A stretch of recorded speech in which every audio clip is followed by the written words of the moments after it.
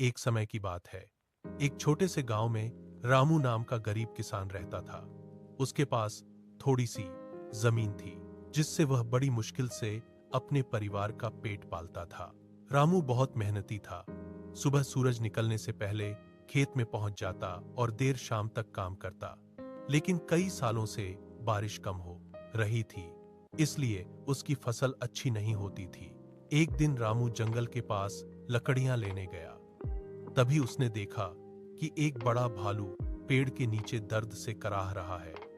पहले तो रामू डर गया, लेकिन फिर उसने देखा कि भालू के पैर में बड़ा कांटा चुभा हुआ है। रामू का दिल पसीज गया। उसने हिम्मत करके धीरे धीरे भालू के पास जाकर कांटा निकाल दिया।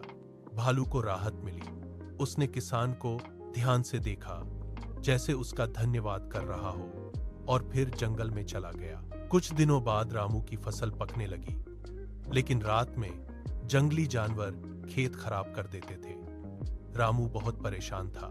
एक रात उसे खेत से अजीब आवाजें सुनाई दी। वह डरते डरते खेत की ओर गया। वहां उसने देखा कि वही भालू खेत के पास खड़ा है। जब भी कोई जंगली जानवर खेत में घुसने की कोशिश करता, भालू उसे भगा देता। उस रात के बाद रोज भालू खेत की रखवाली करने लगा। धीरे धीरे रामू की फसल बच गई और इस बार उसे बहुत अच्छी कमाई हुई।